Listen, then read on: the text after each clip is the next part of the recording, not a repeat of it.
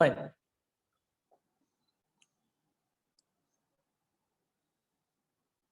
So we'll talk about some miscellaneous concepts today. One by one, miscellaneous concepts కొని చూసేద్దాం. So మీకు న్యూస్లో ఎక్కువగా కనిపించేవి, look at this, headline inflation and core inflation అనే పదాలు కనిపిస్తూ ఉంటాయి.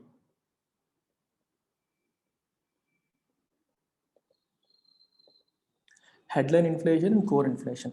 కోర్ ఇన్ఫ్లేషన్ అనే కాన్సెప్ట్ వెస్టర్న్ ఎకానమీస్లో ఎక్కువగా famous. It is more famous in western economies. Core inflation అంటే అర్థం ఏంటంటే, ఇప్పుడు ఇన్ఫ్లేషన్ మనం క్యాలిక్యులేట్ చేసేటప్పుడు we will have a basket. We do have a basket of goods, అంతేనా? సిపిఐకి ఒక బాస్కెట్ అండ్ డబ్ల్యూపిఐకి we have a basket of goods. సిపిఐకి ఏమో 448 అలా ఉన్నాయి నెంబరు, డబ్ల్యూపిఐకి అరౌండ్ 697 ఐటమ్స్ ఉన్నాయి. వాటన్నింటి రేట్లని మనం అంచనా వేసి మెజర్ చేస్తాం. CPI, WPI, basket of goods. ఈ బాస్కెట్ ఆఫ్ గుడ్స్లో there are some goods which are transitory, volatile అంటే అర్థం ఏంటి? వాటి ప్రైసెస్ చాలా తొందరగా మారిపోతాయి, ఊరికే మారిపోతూ ఉంటాయి చాలా ఫాస్ట్గా. ఎటువంటివి? ఎస్పెషల్లీ ఇండియాలో ఫుడ్ ఐటమ్స్, ఎనర్జీ అంటే ఫ్యూయల్కి సంబంధించిన పెట్రోల్, డీజిల్ రేట్లు ఎట్లాంటివి. ఫుడ్ ఐటమ్స్, ఎనర్జీ ప్రైసెస్ అనేవి they are highly volatile. So they keep changing, విపరీతంగా మారిపోతాయి. ఈ వారం ఏమో బాగా పెరిగిపోవచ్చు, నెక్స్ట్ వీక్ ఏమో బాగా తగ్గిపోవచ్చు. మనం పెట్రోల్, డీజిల్ రేట్లోనూ చూస్తున్నాము, ఫుడ్ ప్రైసెస్లోనూ చూస్తున్నాము. సడన్గా ఏమో ఉల్లిపాయలు ఏమో 80 రూపాయలు కేజీ అంటాడు, తర్వాత ఏమో 10 రూపాయలకి 3 కేజీలు ఇచ్చిన రోజులు కూడా ఉంటాయి. సో ఇలా విపరీతమైన ఫ్లక్చువేషన్స్ ఎస్పెషల్లీ ఈ 2 ఐటమ్స్లో వస్తాయి. సో దీనివల్ల ఏమవుతుంది, ఓవరాల్ ఇన్ఫ్లేషన్ ట్రెండ్ని అంచనా వేయడం ఇబ్బంది వేస్తుంది. ఎందుకంటే ఇది కొన్ని పర్మనెంట్ అనుకోండి, ఇది స్టాండర్డ్గా లాంగ్ టర్మ్ ఉంటుంది అనుకుంటే యాక్సెప్టెడ్. కానీ స్టాండర్డ్గా లేని దానివల్ల ఇన్ఫ్లేషన్ నెంబర్స్ స్క్యూ అప్ అయిపోయే అవకాశం ఉంటుంది, ఊరికే మారిపోయే ఛాన్స్ ఉంటుంది అని చెప్పి ఈ volatile ఐటమ్స్ని exclude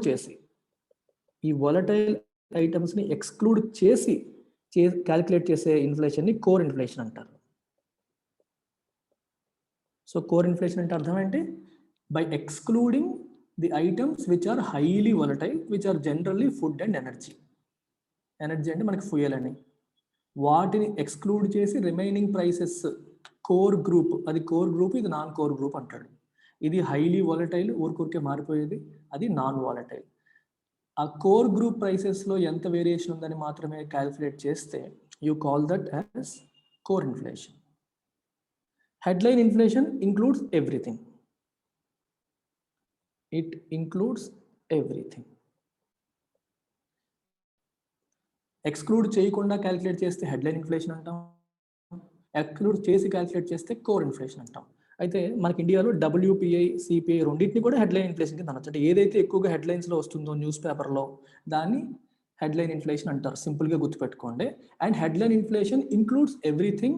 core inflation excludes volatile items, ఎక్కువగా ప్రైస్ వేరీ అయ్యే ఐటమ్స్ని ఇది ఎక్స్క్లూడ్ చేస్తుంది. ఎందుకంటే ఈ రెండింటిని కాంబినేషన్లో అడుగుతారు క్వశ్చన్. మీకు ప్రిలిమ్స్లో ఇలా అడగొచ్చు, consider the following statements with respect to headline inflation and core inflation అంటాడు. అప్పుడు headline inflation considers all items and core inflation excludes highly volatile items. Is it clear?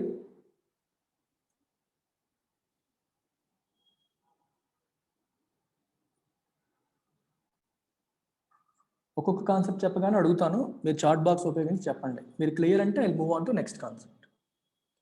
ఇలాంటి చాలా మిస్లేనియస్ కాన్సెప్ట్స్ ఇవాళ టచ్ చేస్తాం, చిన్నవి, but all of them can be asked in films. అడిగే అవకాశం ఉన్న topics. Yeah, so I'm moving on to next miscellaneous concept. So ఇది చాలా ఇంట్రెస్టింగ్ ఉంటుంది, కేర్ఫుల్గా వినండి.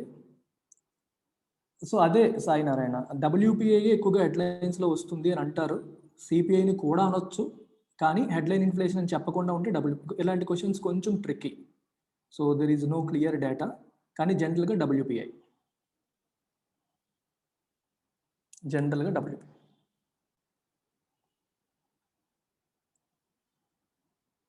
చూడండి, ఇప్పుడు ఈ సిపిఐ అనగానే మళ్ళీ కోర్ ఇన్ఫ్లేషన్ అనకూడదు, ఎందుకంటే సిపిఐలో ఫుడ్, ఎనర్జీ ఉంటాయి. ఫుడ్ అండ్ ఎనర్జీ సిపిఐలో తీసేసి వీటిలోంచి సిపిఐలో ఫుడ్ అండ్ ఎనర్జీ తీసేసేది కోర్ ఇన్ఫ్లేషన్ అవుతుంది. మరి ఇండియాలో ఒక మాట చెప్పండి, ఇండియాలో కోర్ ఇన్ఫ్లేషన్ వాడాలా, సిపిఐ ఇన్ఫ్లేషన్ వాడాలా?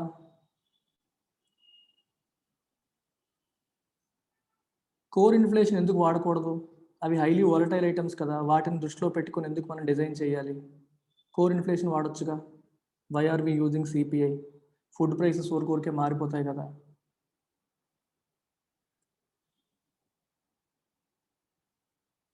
అగ్రికల్చర్ బేస్డ్ అయితే India is a developing country. India is not a developed country, we are a developing country. So ఒక కామన్ మ్యాన్కి majority cost, majority expenditure is on food and fuel. Food and fuel మీద majority expenditure ఉంటుంది. మరి దాన్ని exclude చేసి ఏం పాలసీలు పెడతావు నువ్వు? ఎగ్జాక్ట్లీ, వాళ్ళ మెయిన్ మన ఎక్స్పెండిచరే ఫుడ్ అండ్ ఫ్యూయల్ పైన. సో దాన్ని మనం ఎక్స్క్లూడ్ చేసి ఇన్ఫ్లేషన్ క్యాలిక్యులేట్ చేస్తే what is the use? Government ఎటువంటి పాలసీలు తయారు చేస్తుంది? ఇప్పుడు ఫుడ్ అండ్ ఫ్యూయల్ బాగా పెరిగింది అనుకోండి, కోర్ ఇన్ఫ్లేషన్లో రిఫ్లెక్ట్ అవ్వదు. కోర్ ఇన్ఫ్లేషన్లో వాటిని ఎక్స్క్లూడ్ చేసి చూపిస్తాం. రిఫ్లెక్ట్ అవ్వకపోయేసరికి గవర్నమెంట్ ఏముంది, ఇన్ఫ్లేషన్ కంట్రోల్లోనే ఉంది అనుకుంటుంది. సో కామన్ మ్యాన్కి నష్టం లేదు అనుకుంటుంది. అందుకని ఇండియాలో కోర్ ఇన్ఫ్లేషన్ కాన్సెప్ట్ పనిచేయదు. వెస్టర్న్ ఎకానమీస్లో ఫుడ్ ఏమో వాళ్ళకి మెయిన్ కాంపోనెంట్ కాదు, వాళ్ళు ఇంకా చాలా ఎక్కువ ఖర్చులు పెడతారు. డెవలప్డ్ ఎకానమీస్ అవి. ఇండియాకి మిగిలిన వాటికి డిఫరెన్స్ అది. అందుకని ఇండియాలో కోర్ ఇన్ఫ్లేషన్ కంటే కూడా సిపిఐ ఫుల్ ఇన్ఫ్లేషన్నే ఎక్కువగా మనం తీసుకుంటాం. Very good. ఇప్పుడు చెప్పబోయే కాన్సెప్ట్ కొంచెం ట్రికీగా ఉంటుంది. అటెన్షన్ పే చేసి వినండి, చాలా ఇంట్రెస్టింగ్ ఉంటుంది. Inflationary gap versus deflationary gap. ఇది రమేష్ సింగ్ బుక్లో సరిగ్గా రాయలేదు. సో ఆ బుక్ మీరు చదివినా మీకు అందులో ఉన్న కంటెంట్ అర్థం కాదు. సో నేను యాక్చువల్గా దీనిపైన యూట్యూబ్లో కూడా వీడియోస్ చేశాం, అది మీకు యాప్లో కూడా ఉంటుంది. బట్ ఎనీవే ఇప్పుడు వింటే మీకు క్లియర్ అయిపోతుంది. సో ఇన్ఫ్లేషనరీ గ్యాప్, డిఫ్లేషనరీ గ్యాప్ మీకు అర్థం కావాలంటే you need to understand something called potential GDP. Potential GDP అనే కాన్సెప్ట్ మీకు అర్థం కావాలి. పొటెన్షియల్ జీడిపి అంటే అర్థం ఏంటి? GDP at full employment level. GDP at full employment level. Full employment level అంటే అర్థం ఏంటి? ఎవరైనా చెప్పగలరా? What is the meaning of full employment level? ఒక ఇండస్ట్రీలో లేదా ఒక కంట్రీలో let us say there are 1 lakh factories. 1 lakh factories ఉన్నాయి అనుకోండి. ఇమాజిన్ 1 lakh ఫ్యాక్టరీస్ ఉన్నాయి. 1 lakh factories can produce 1 lakh factories can produce 1 billion goods అనుకోండి. 1 lakh factories can produce 1 billion goods, లేదా పోనీ 1 crore వేసుకుందాం, ఈజీగా సింపుల్గా ఉంటుంది. 1 బిలియన్ వేసుకుందాం, తప్పే ఉంది. 1 బిలియన్ గుడ్స్ అని అనుకోండి. కానీ రియల్ లైఫ్లో మనకి ఎన్ని ఫ్యాక్టరీస్ ఉన్నాయో అన్ని ఫ్యాక్టరీస్ 100% కెపాసిటీతో పనిచేస్తాయా? Tell me. మారుతి సుజుకి ఉంది. మారుతి సుజుకి ఫ్యాక్టరీ కెపాసిటీ ఏమో 5000 cars per month. Regular office hours అన్ని చక్కగా పనిచేస్తే 5000 కార్స్ పర్ మంత్ ప్రొడ్యూస్ చేయగలుగుతుంది. కానీ in reality will it produce 5000 cars per month? In reality produce చేయదు. ఎందుకు ప్రొడ్యూస్ చేయదు? It produces based on the market demand. So జనరల్గా ఫ్యాక్టరీస్ అన్ని 80% ఎఫిషియన్సీ, 80% ఆక్యుపెన్సీ లేదా 70% ప్రొడక్టివ్ కెపాసిటీతో పనిచేస్తాయి. దీన్ని యూటిలైజేషన్ లెవెల్ అంటారు. యూటిలైజేషన్ లెవెల్ జనరల్గా utilisation level is less than 100%. అంటే నీకు సినిమా హాల్ తీసుకోండి, సినిమా హాల్లో 300 సీట్లు ఉన్నాయి కూర్చోడానికి. ప్రతి షో హౌస్ఫుల్ అవుతుందా? అవ్వదు. 300లో కొన్నిసార్లు 200 ఫిల్ అవుతాయి, 250 ఫిల్ అవుతాయి, కొన్నిసార్లు 150 ఫిల్ అవుతాయి. 300 సీట్లు ఫిల్ అవ్వవు. అలాగే ఒక ఫ్యాక్టరీ 5000 కార్లు తయారు చేయగలిగే కెపాసిటీ ఉన్నప్పటికీ కెపాసిటీ కంటే తక్కువ ఆపరేట్ చేయొచ్చు. మరి తక్కువ ఆపరేట్ చేసినప్పుడు ఫుల్ ఎంప్లాయ్మెంట్ లెవెల్ ఉంటుందా? మీరే చెప్పండి. Will you call it full employment level? No. 5,000 కార్లు ప్రొడ్యూస్ చేశారనుకోండి, 5,000 కార్లు ప్రొడ్యూస్ చేయడానికి ఎంతమంది ఎంప్లాయీస్ అవసరమో అది ఫుల్ ఎంప్లాయ్మెంట్ లెవెల్.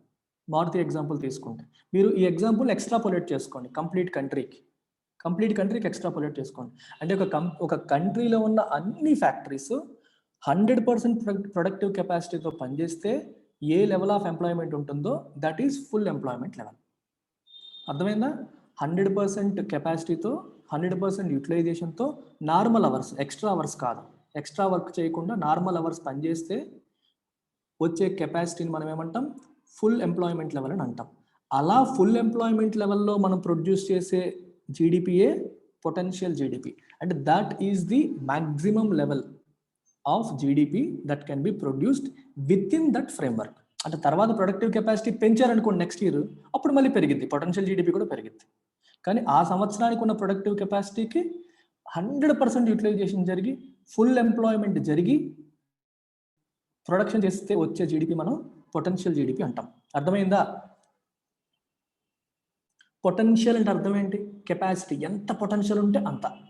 మీరు అర్థం చేసుకోవచ్చు, ఎంత పొటెన్షియల్ ఉంటే అంత చేసేయడం potential GDP. Is this clear to everyone? The concept of potential. ఇది అర్థమైతేనే నెక్స్ట్ లెవెల్కి వెళ్తాను. ఇది అర్థం కాకపోతే చేయలేం.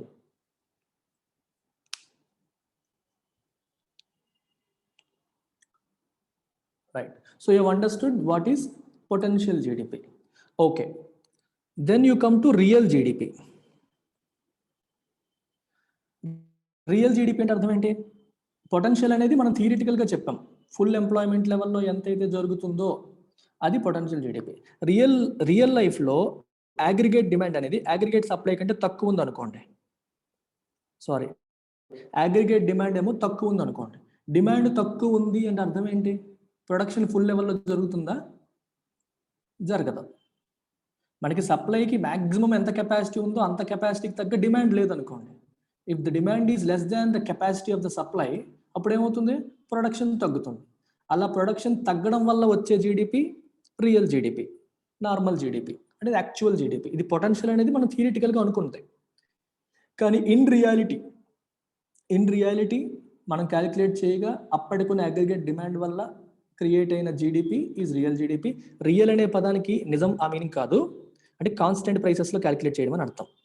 క్యాలిక్యులేటెడ్ కాన్స్టెంట్ ప్రైసెస్ అంటే base year. Nominal GDP, real GDP మాట్లాడాం కదా నేను. Nominal income, real income, nominal GDP, real GDP.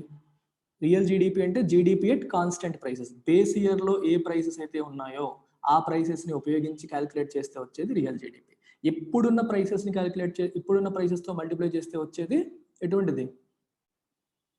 Nominal GDP. Nominal GDP కాకుండా real GDP, which means today's production into base years prices, constant prices అని real GDP అంటాం. ఇప్పుడు real జీడిపికి potential జీడిపికి difference చూస్తే ఎక్కువ ఉంటుందా తక్కువ ఉంటుందా? పొటెన్షియల్ జీడిపి ఎక్కువ, రియల్ జీడిపి ఎక్కువ ఉంటుందా?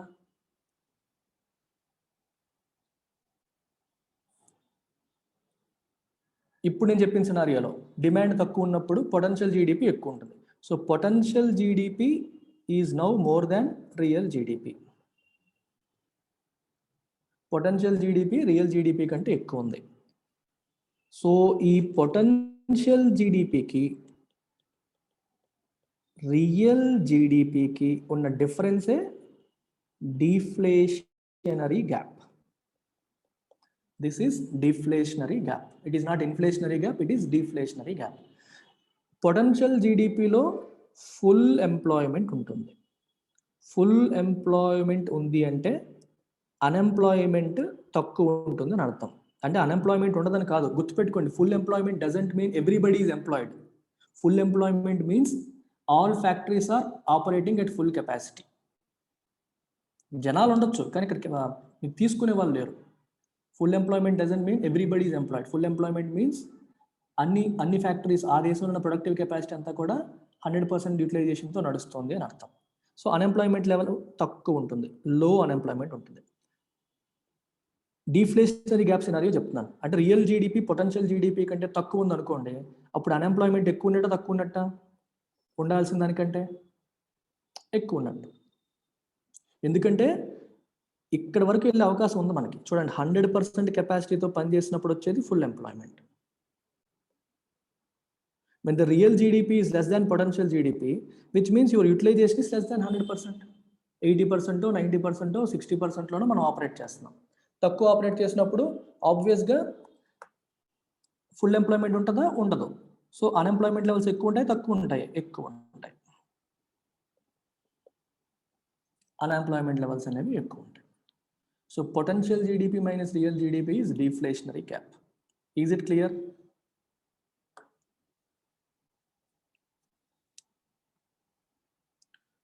Deflationary gap arises when aggregate demand in the economy is less than supply.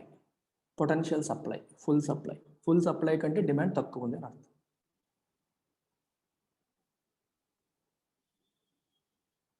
ఇది అర్థమైందా? అర్థం కాలేదా?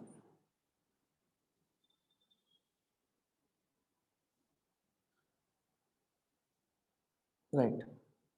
So let us say in some scenarios real GDP అనేది పొటెన్షియల్ జీడిపి కంటే ఎక్కువైంది అనుకోండి. రియల్ జీడిపి అనేది పొటెన్షియల్ జీడిపి కంటే ఎక్కువైంది అనుకోండి. ఎగ్జాక్ట్లీ, న్యాచురల్ అన్ఎంప్లాయ్మెంట్ అని కూడా అనొచ్చు. కరెక్ట్ తరుణ్. రియల్ జీడిపి అనేది పొటెన్షియల్ జీడిపి కంటే ఎక్కువైంది అనుకోండి. అప్పుడు ఏమవుతుంది ఆలోచించండి. ఇది ఎప్పుడు జరుగుతుంది? Scenario when aggregate demand exceeds aggregate supply. Supply కంటే డిమాండ్ బాగా ఎక్కువైపోయినప్పుడు. ఇమాజిన్ చేయండి, there will be certain instances when the real GDP is more than potential GDP. మీకు కొంచెం డౌట్ వచ్చేస్తుంది, సార్ 100% కెపాసిటీ కంటే ఎక్కువ ఎలా పనిచేసేస్తాయి సార్ అని మీకు డౌట్ వస్తుంది. అంతేనా? Yes sir no? 100% కంటే ఎక్కువ ఎలా పనిచేసేస్తాయి సార్ అని డౌట్ వస్తుంది. పని చేయొచ్చు, ఎక్స్ట్రా షిఫ్ట్లు వేసి టెంపరీగా ఎక్స్ట్రా వర్కర్స్ని పెట్టేసుకొని డిమాండ్ ఉంది. డిమాండ్ ఉన్నప్పుడు నువ్వు వదిలేస్తావంటే, మార్కెట్లో నీకు డిమాండ్ విపరీతంగా ఉన్నప్పుడు ఎవడు వదిలేడు. 5,000 కార్లు ప్రొడ్యూస్ చేయడమే ప్రొడక్షన్ కెపాసిటీ మారుతికి ఉంది. ఎక్స్ట్రా షిఫ్ట్ వేస్తాడు అప్పుడు. ఇప్పుడేమో 9 to 5 పనిచేస్తున్నారు, ఇంకా 5 to 7, 5 to 8 ఇంకో షిఫ్ట్ వేయచ్చు, ఎక్స్ట్రా వర్క్ చేస్తారు. మామూలు క్యాలిక్యులేషన్ చేసినప్పుడు ఏంటి, నార్మల్ వర్కింగ్ అవర్స్ని కౌంట్ చేస్తారు. ఎక్స్ట్రా డిమాండ్ మార్కెట్లో ఉన్నప్పుడు దే విల్ వర్క్ ఎక్స్ట్రా, ఇంకా ఎక్కువ పనిచేయడానికి ట్రై చేస్తారు, ఇంకా ఎక్కువ. అంటే సో పొటెన్షియల్ జీడిపికి మించి రియల్ జీడిపి వచ్చేస్తుంది. Your real GDP is more than potential GDP. మామూలు 100% కెపాసిటీకి అంటే ఫుల్ ఎంప్లాయ్మెంట్ లెవెల్కి మించి పనిచేసేయడం వల్ల probably your GDP is more than potential GDP. దానివల్ల మనకు వచ్చేది real GDP is now more than potential GDP, and this gap is called inflationary gap.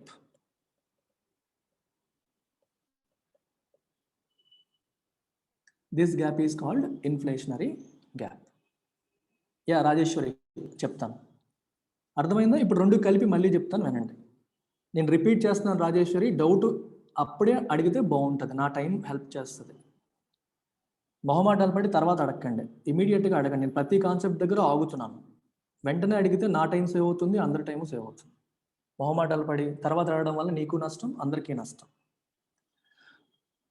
Understanding inflationary gap and deflationary gap requires you to understand potential GDP. Potential GDP అనే concept first అర్థం చేసుకోండి.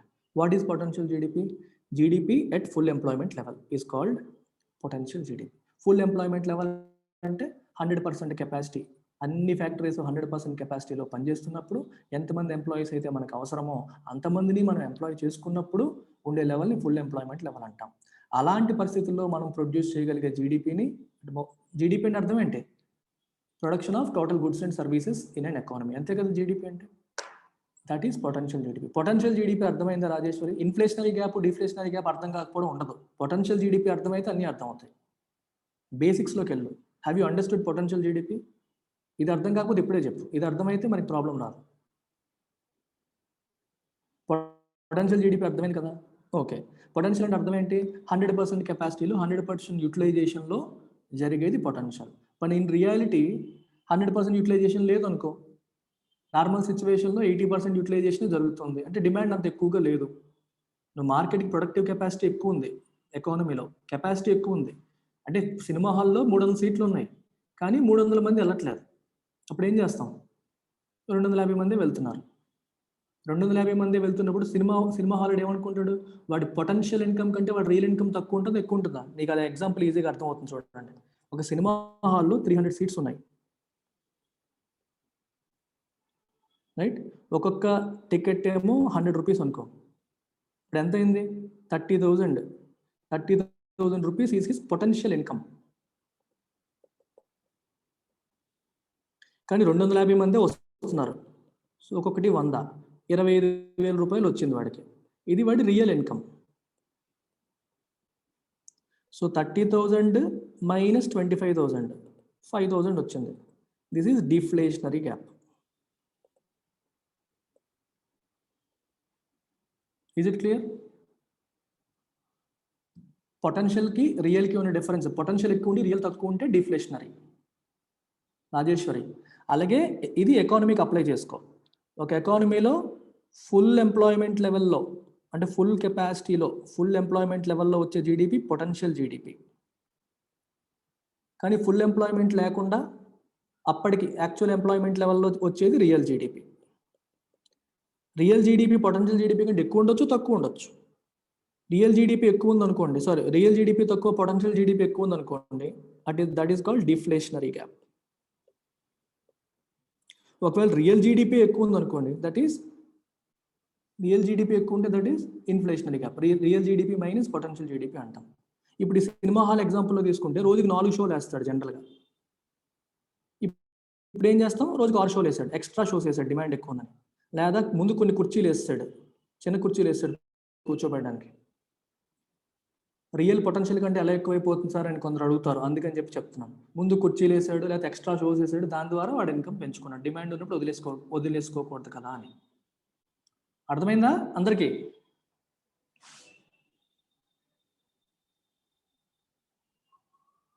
Yes, potential కన్నా extra చేసేస్తే, capacity కన్నా. ఇప్పుడు మీరే ఉన్నారు, మీరు మామూలుగా రోజుకి 6 అవర్స్ చదవడం మీ కెపాసిటీ. సో మీ నాన్న చెప్పారు, ఈసారి నువ్వు మార్కులు బాగా తెచ్చుకుంటే నీకు ఐశ్వర్యరాయ్ నుంచి పెళ్లి చేస్తాను అని. నీ పొటెన్షియల్కి మించి ఎక్స్ట్రా కష్టపడిపోయి చదివేశావు, తెగ చదివేశావు, విపరీతంగా చదివేశావు, రాత్రింబవల్లో చదివేశావు. That is your real performance. నీ పొటెన్షియల్ పర్ఫార్మెన్స్ని మించిపోయావు. అన్ఫార్చునేట్లీ ఇప్పుడు అడగండి, ఐశ్వర్యరాయ్ పిల్ల తల్లి సార్ మాకెందుకు అనకండి. అలవాటు అయిపోయింది చిన్నప్పటి నుంచి, మొదటి నుంచి ఎవరన్నా అంటే అందం అంటే ఐశ్వర్యరాయ్ గురించి మాట్లాడిస్తాం. సో ఆల్వేస్ నేను ఇప్పుడు చిన్న మోటివేషన్ మీకు పనిలో పనిగా, లైఫ్లో నేను బాగా నమ్మే ఒక ప్రాథమిక సూత్రం, ప్రతి వ్యక్తికి ఒక పొటెన్షియల్ ఉంటుంది. నీ ఫుల్ పొటెన్షియల్లో నువ్వు ఆపరేట్ చేయాలి. You always should try to operate at your full potential.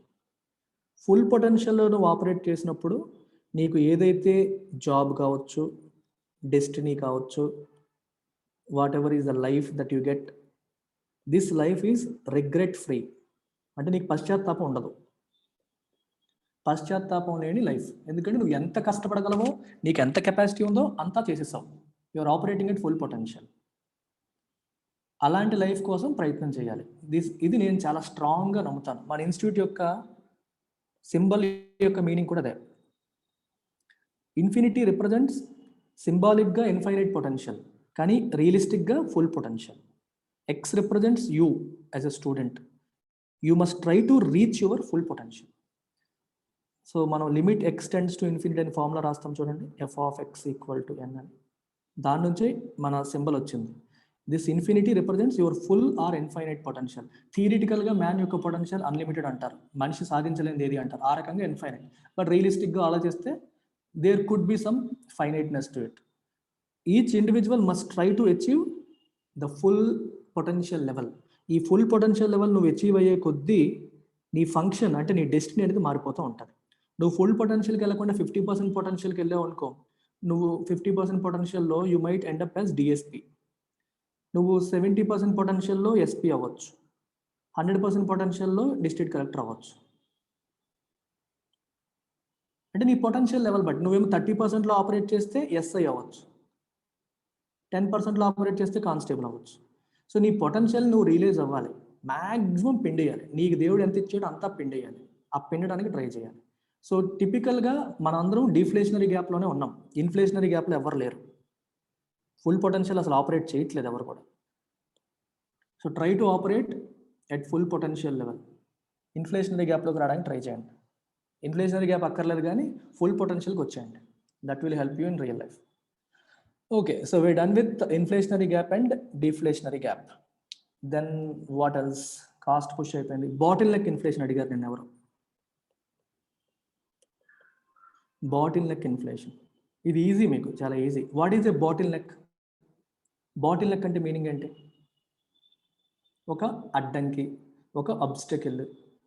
అంటే సప్లై సైడ్ అబ్స్టకిల్ వల్ల, సప్లై సైడ్ అబ్స్టకిల్స్ వల్ల. సప్లై సైడ్ అంటే అర్థమైంది. ఇప్పుడు మీకు ఫర్ ఎగ్జాంపుల్ లాక్డౌన్ విధించారు. లాక్డౌన్ విధించడం వల్ల సప్లై చేయలేకపోతున్నాం, అంటే మనకు ప్రొడక్షన్ ఆపేయాల్సి వచ్చింది, అదొక అబ్స్టికల్. లేదా ట్రాన్స్పోర్టేషన్ లేదు, లేదా దేశం అంతా పెట్రోల్ దొరకట్లేదు, పెట్రోల్ దొరకకపోవడం వల్ల ట్రాన్స్పోర్ట్ చేయలేకపోతున్నాం, so supply side bottle neck వచ్చింది. అంటే ఇలా temporary events, sudden and temporary events కొన్నిసార్లు మన యొక్క పనిని ఆపేస్తాయి. ఇవి రిపీటెడ్గా ఉండవు. దీన్నే మనం బాటిల్ నెక్స్ అంటాం. అర్థమైందా? Bottlenecks. ఒక బాటిల్ నుంచి వాటర్ ఫ్లో చేస్తున్నావు అనుకో, నెక్ దగ్గర ఏదో అడ్డొచ్చింది అనుకో, బయటకు వస్తుంది ఆ ఫ్లో. బాటిల్లో వాటర్ ఉంది, నువ్వు బయటికి పోస్తున్నావు, బాటిల్ నెక్ దగ్గర ఏదో పుల్ల అడ్డొచ్చింది, లేకపోతే ఏదో వచ్చింది, అప్పుడు నార్మల్ ఫ్లో రాదుగా బయటికి. ఆ సప్లైకి అదొక చిన్న అడ్డంకి, ఒక పుల్లలాగా, ఒక కాంట్రాక్షన్ లాగా. ఇలాంటి వాటి వల్ల నీకు సప్లై ఏమవుతుంది? తగ్గిపోతుంది. It leads to short supply. Short సప్లైకి దారితీస్తుంది. షార్ట్ సప్లైకి దారి తీయడం వల్ల ఇన్ఫ్లేషన్ ఏమవుతుంది? ప్రైసెస్ ఏమవుతాయి? పెరుగుతాయి. when the demand is same, when the demand is same, when the demand is same, prices will go up when the supply goes down. Supply తగ్గినప్పుడు demand same ఉన్నప్పుడు ప్రైసెస్ పెరిగిపోతాయి. ఇలాంటి ఇన్ఫ్లేషన్ మనం bottleneck inflation అంటాం. సో bottleneck inflation దేని వల్ల వస్తుంది? సప్లై సైడ్ కన్స్ట్రైంట్స్ వల్ల, unexpected constraints from the supply side, దానివల్ల వచ్చే ఇన్ఫ్లేషన్ని మనం బాటిల్ నెక్ ఇన్ఫ్లేషన్ అంటాం. This is also part of demand pull inflation. Demand పుల్లో రెండు కాన్సెప్ట్స్ ఉంటాయి. డిమాండ్ పెరగడం, సప్లై సేమ్ ఉండి, లేదా సప్లై తగ్గి డిమాండ్ సేమ్ ఉండడం. ఈ రెండు కూడా డిమాండ్ పుల్లే. అంటే డిమాండ్ సప్లై మిస్ మ్యాచ్ వల్ల వచ్చేది డిమాండ్ పుల్. డిమాండ్తో సంబంధం లేకుండా కాస్ట్, ప్రొడక్షన్ కాస్ట్ పెరిగిపోవడం వల్ల వచ్చేది వేజ్ ప్రైసెస్ పెరిగిపోవడం, లేకపోతే గవర్నమెంట్ ట్యాక్స్లు పెంచేయడం, ఇండైరెక్ట్ ట్యాక్స్లు పెరిగిపోవడం, ఇలాంటి వాటి వల్ల వచ్చేది cost push. Demand supply mismatch వల్ల వచ్చేది demand pull. Demand supply mismatch వల్ల, డిమాండ్ సేమ్ ఉండి సప్లై తగ్గినా, సప్లై సేమ్ ఉండి డిమాండ్ పెరిగినా, దీనివల్ల వచ్చే ఇన్ఫ్లేషన్ డిమాండ్ పుల్ ఇన్ఫ్లేషన్. పేరులో డిమాండ్ ఉంది కదా అని చెప్పి ఓన్లీ డిమాండ్ అనుకోకండి. అంటే డిమాండ్ సప్లై మిస్ మ్యాచ్ వల్ల వచ్చేది demand pull. Cost factors, wage prices పెరగడం కానీ, లేకపోతే వేరేవి రా మెటీరియల్ కాస్ట్లు పెరగడం, రకరకాల కారణాల వల్ల కాస్ట్ పెరిగిపోవడం వల్ల వచ్చే ఇన్ఫ్లేషన్ని కాస్ట్ పుష్ ఇన్ఫ్లేషన్ అంటాం. క్లియర్? Any doubts?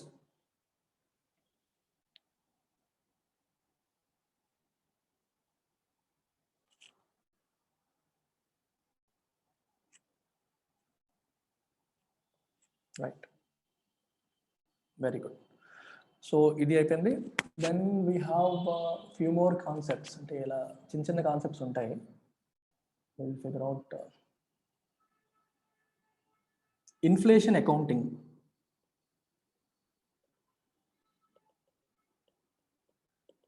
ఇవన్నీ different terms, miscellaneous terms. Inflation accounting అంటే అర్థం ఏంటి? ఒక ఫర్మ్ లేదా కంపెనీ తన అకౌంట్స్ పబ్లిష్ చేసినప్పుడు, లేదా తన రిజల్ట్స్ పబ్లిష్ చేసినప్పుడు, if it takes inflation into account,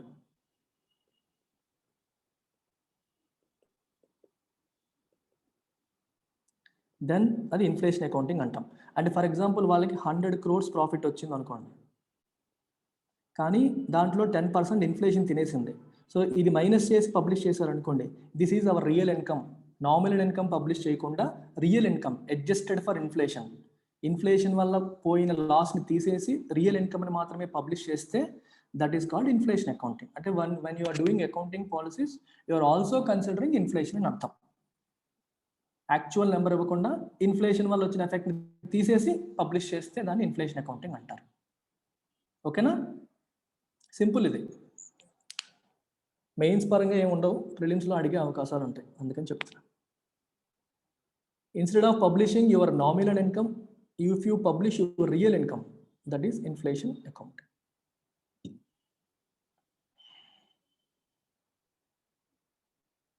real is adjusted for inflation. Inflation minus చేసేది real. 100 rupees last year, 100 rupees ఈ ఇయర్ అన్నప్పుడు మధ్యలో 10% ఇన్ఫ్లేషన్ ఉందనుకోండి, ఈ ఇయర్ దాన్ని 100 రూపీస్ అనకూడదు. ఇన్ఫ్లేషన్ వల్ల వచ్చిన ఇంపాక్ట్ని తీసేసి 90 రూపీస్ అనాలి. This is your real income, this is your nominal income. అలాగనమాట. అర్థమైందా? ఎగ్జాంపుల్ చెప్తే మీకు అర్థమవుతుంది, అందుకే చెప్తాను.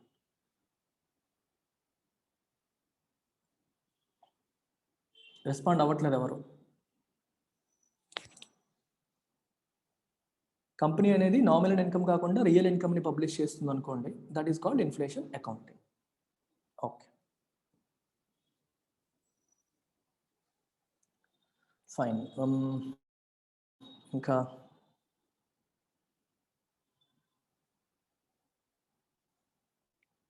Right, inflation spiral. Yeah, I will cover inflation spiral. ఇది చాలా ఈజీ. ఇది చాలా ఈజీ. ఇప్పుడు చూడండి, ఒక కంపెనీలో పనిచేసే వాళ్ళ వేజెస్ పెరిగాయి. వేజెస్ అంటే ఏంటి? శాలరీస్.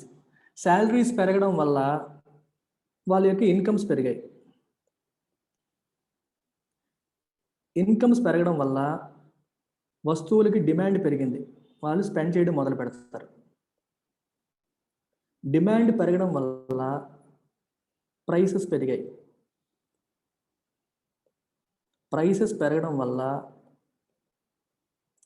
ఇన్ఫ్లేషన్ వచ్చింది. ఇన్ఫ్లేషన్ రావడం వల్ల రియల్ ఇన్కమ్ తగ్గింది.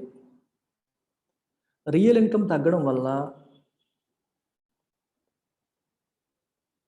They demand more wages. ఎక్కువ డిమాండ్ చేయడం వల్ల మళ్ళీ వేజెస్ పెరిగాయి. మళ్ళీ వేజెస్ పెరగడం వల్ల వేసుకోండి స్పైరల్. అయిపోయింది. This is inflation spiral.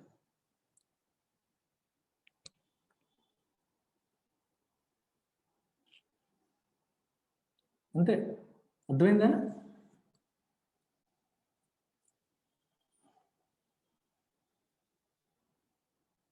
So they say wages push prices up, prices push wages up. Wages ఏమో ప్రైసెస్ పెంచేస్తాయి, ప్రైసెస్ మళ్ళీ వేజెస్ని పెంచుతాయి. ఇది ఇలాగ స్పైరల్ అయిపోతుంది అనే కాన్సెప్ట్ ఇన్ఫ్లేషన్ స్పైరల్. అంటే ఇది ఇలా జరిగిపోతుందని కాదు, ఇలా జరిగే అవకాశం ఉంటుంది షార్ట్ టర్మ్లో. అలా కంటిన్యూస్గా వెళ్ళదుగా, ఎక్కడో దగ్గర ఆగాలి. ఓకేనా? అందరికీ ఇన్ఫ్లేషన్ స్పైరల్ అర్థమైందా? స్పైరల్ అంటే అర్థమైంది, ఇంకా అలాగా స్పైరల్గా జరుగుతూ వెళ్ళిపోవడం. వేజెస్ వల్ల ఇన్కమ్ పెరిగి, ఇన్కమ్ వల్ల డిమాండ్ పెరిగి, డిమాండ్ వల్ల ప్రైసెస్ పెరిగి, ప్రైసెస్ వల్ల ఇన్ఫ్లేషన్ పెరిగి, ఇన్ఫ్లేషన్ పెరగడం వల్ల రియల్ ఇన్కమ్ తగ్గిపోయి, అరే నేను ఎంత సంపాదిస్తున్నాను కానీ నాకు ఇన్కమ్ తక్కువ ఉంది, ప్రైసులు పెరిగిపోయి, సో మళ్ళీ నాకు పెంచండి అని చెప్పి మళ్ళీ వస్తావు. మళ్ళీ you demand more wages, so మళ్ళీ ఇన్కమ్ పెరుగుతుంది, మళ్ళీ అలాగనమాట. ఇది ఇలా కంటిన్యూ అయితే దాన్ని ఇన్ఫ్లేషన్ స్పైరల్ అంటాం. Okay, now see this imported inflation.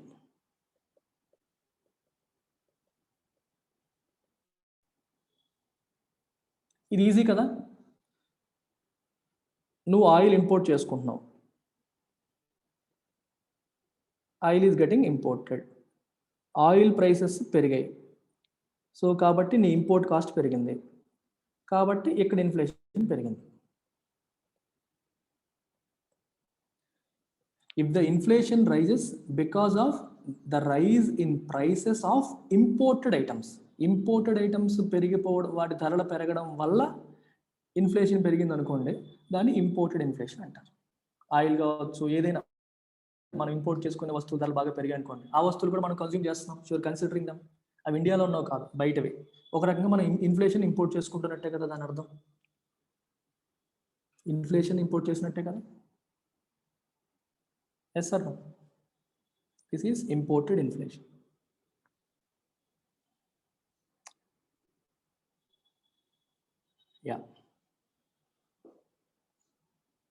మీరు వెంటనే అది చెప్తే బాగుంటుంది, నేను ముందుకు వెళ్తాను. కొంచెం ముందుకు వెళ్ళాక మళ్ళీ వస్తారు డౌట్ సార్ అని, మళ్ళీ వెనక్కి రావాల్సి వస్తుంది. చెప్పేయండి వెంటనే, పర్లేదు. Very good. So this is imported inflation. Okay, NAIRU ఉండిపోయింది, కవర్ చేసేద్దాం అది కూడా.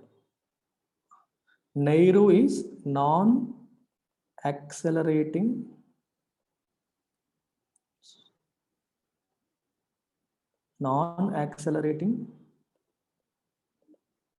Inflation rate of unemployment.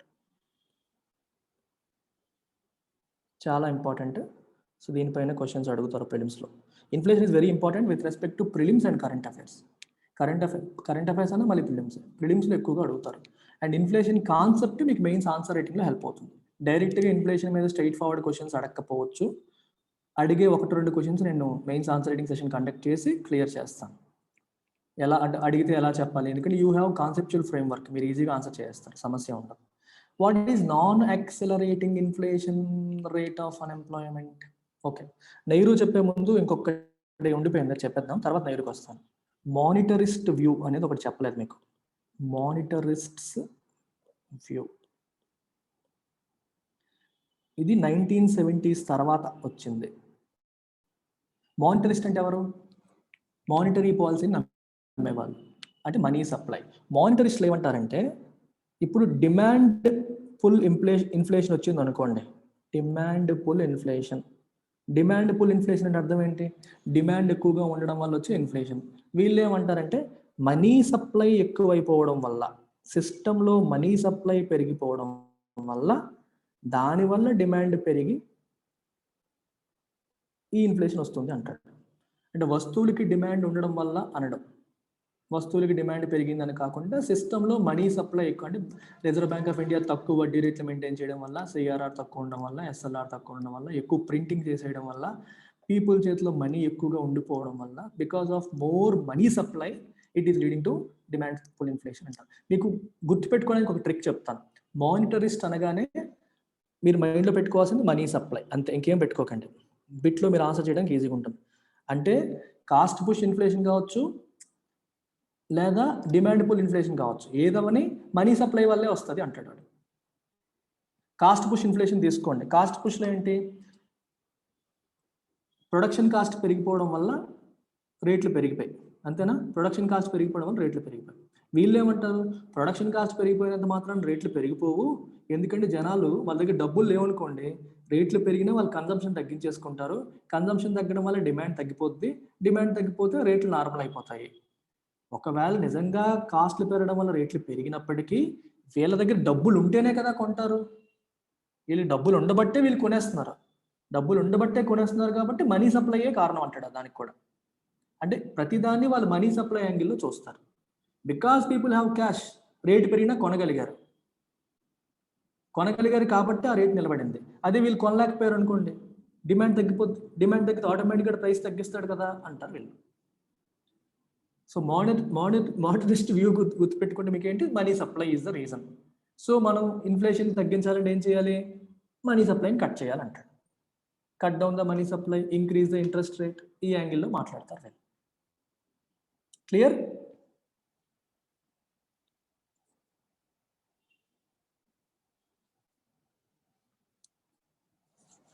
Right. So వీళ్ళు point of view money supply తగ్గిస్తే అన్ని సెట్ అయిపోతాయి అంటారు. Okay, now come to NAIRU. నెహ్రూకి ముందు ఫిలిప్స్ కర్వ్ నేను ఆల్రెడీ చదివాము, మళ్ళీ ఒకసారి చెప్పేస్తాను. సో ఫిలిప్స్ కర్వ్లో మనం ఏం చూసాం? This is unemployment, this is inflation. And Phillips ఏమంటాడు? ఇన్వర్స్ రిలేషన్షిప్ ఉంది అని చెప్పాడు. ఫిలిప్స్ ఎలా చెప్పాడు? ఎంపెరికల్ స్టడీ అంటే అర్థం ఏంటి? ఆల్రెడీ ఉన్న డేటాని తీసి అబ్జర్వ్ చేసి ఒక గ్రాఫ్ గీస్తే, ఒక 100 సంవత్సరాలు 50 సంవత్సరాలు డేటా తీసి గ్రాఫ్ గీస్తే ఇలా వచ్చింది, ఇన్వర్స్ ప్రపోర్షనాలిటీ వచ్చింది. అంటే అన్ఎంప్లాయ్మెంట్ లెవెల్ పెరుగుతున్న కొద్దీ ఇన్ఫ్లేషన్ తగ్గిద్ది, అన్ఎంప్లాయ్మెంట్ తగ్గే కొద్దీ ఇన్ఫ్లేషన్ పెరిగిద్ది. So inflation as a direct correlation with unemployment అని చెప్పి, అదే కొరిలేషన్ అంటే రిలేషన్ ఉంది, ఇన్వర్స్ రిలేషన్షిప్ ఉందని చెప్పి ఫిలిప్ చెప్తాడు. అండ్ తన ఎంపిరికల్గా ప్రూఫ్ చూపిస్తాడు. గత కొన్ని సంవత్సరాలకు ఇలాగే జరుగుతుంది చూడండి, గ్రాఫ్తో చూపించడం జరుగుతుంది. ఆ గ్రాఫ్నే మనం ఫిలిప్స్ కర్వ్ అని అంటాం. అయితే ఈ ఫిలిప్స్ కర్వ్ వచ్చిన తర్వాత ఇంకా జనాలందరూ ఏం మొదలుపెట్టారు, ప్రతి కంట్రీ కూడా దీన్ని ఫాలో అవ్వడం మొదలుపెట్టింది. సో ప్రతి కంట్రీ కూడా whenever it wants to control inflation లేదా whenever it wants to control unemployment, వాళ్ళకి ఎంత అన్ఎంప్లాయ్మెంట్ లెవెల్ కావాలి, ఎంత ఇన్ఫ్లేషన్ కావాలో ఫిక్స్ అయ్యేవాళ్ళు. Let us say they want inflation to be at 2%. Inflation 2% ఉండాలనుకోండి, that corresponds to an unemployment of let's say 8%. So you have to be happy with 8% of unemployment అనుకునేవాళ్ళు. లేదా ఇన్ఫ్లేషన్ నాకు 4% ఉండాలి అనుకోండి, then you have to cut down unemployment to 6%. అటు నుంచి ఇటు నుంచి అటు, లేదా అన్ఎంప్లాయ్మెంట్ నాకు 6%కి తగ్గించాలి, ఇక్కడ ఉంది ప్రెజెంట్ అనుకోండి, ప్రెజెంట్ ఏమో ఇక్కడ ఉన్నాం అనుకోండి, ఇక్కడ నుంచి 6%కి తగ్గాలి అని అనుకుంటున్నారు అనుకోండి, అప్పుడు ఏం చేయాలి, ఇలా తగ్గితే ఏం పెరిగిద్ది, ఇన్ఫ్లేషన్ పెరిగిద్ది. And government should be okay for that. So government policies అన్ని దీన్ని బట్టి డిసైడ్ చేసేవాళ్ళు. అన్ఎంప్లాయ్మెంట్ తగ్గాలంటే ఏం చేయాలి, గవర్నమెంట్ ప్రొడక్టివ్ కెపాసిటీ పెంచాలి, గవర్నమెంట్ కొత్త ఫ్యాక్టరీస్ ఓపెన్ చేయాలి, లేదా ఇండస్ట్రీకి సపోర్ట్ చేయాలి, వడ్డీ రేట్లు తగ్గించాలి, లేకపోతే గవర్నమెంట్ క్యాపిటల్ ఎక్స్పెండిచర్ పెంచాలి, డ్యామ్లు ఇలాంటివన్నీ గవర్నమెంట్ ఖర్చులు ఎక్కువ పెట్టాలి, దానివల్ల వర్క్ క్రియేట్ అవుతుంది, అన్ఎంప్లాయ్మెంట్ లెవెల్ తగ్గుతుంది. ఇదే టైంలో it automatical leads to rise in inflation also, 2% నుంచి 4%కి వెళ్తుంది. గవర్నమెంట్ రెండింటిని దృష్టిలో పెట్టుకొని they use to plan their actions. అయితే 1970s మొత్తం తలకిల్లు అయిపోయింది. 1970s ఏమొచ్చింది మనకి, స్టాగ్ఫ్లేషన్ వచ్చింది. Stagflation is a combination of stagnation, inflation, unemployment. జనరల్గా ఇన్ఫ్లేషన్, అన్ఎంప్లాయ్మెంట్ రివర్స్, రెండు కలిసి ఉండవు, కానీ ఇక్కడ కలిసి వచ్చేసాయి, ఈ రెండు కలిసి వచ్చేసాయి. ఆయిల్ క్రైసిస్ వల్ల ఈ ప్రాబ్లం వచ్చింది 1970s. సో స్టాగ్ఫ్లేషన్ రావడం వల్ల ఈ రెండింటికి ఇన్వర్స్ ప్రపోర్షనాలిటీ లేకుండా డేటా ఏమో ఫిలిప్స్ కర్వ్కి ఎగ్నెస్ట్గా వచ్చింది. సో ఇది వచ్చేసరికి కొంతమంది ఏం చేశారంటే దీనికి వ్యతిరేకంగా, ఫిలిప్స్ కర్వ్కి వ్యతిరేకంగా సమ్ పీపుల్ కేమ్ అప్. అందులో ఒకరు Milton Friedman,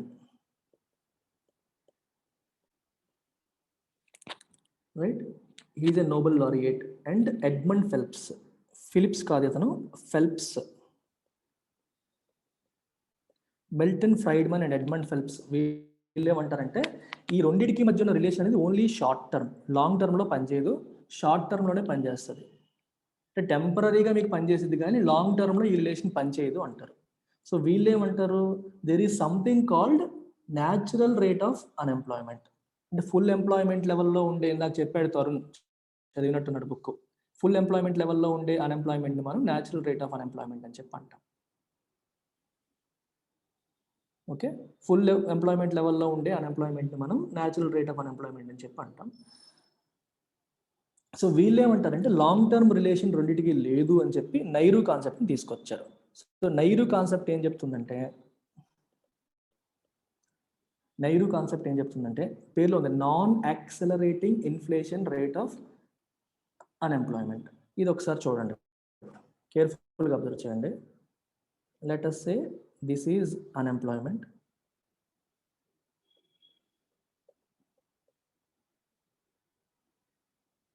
this is inflation. Observe carefully. Let us say this is your natural unemployment, natural rate of unemployment.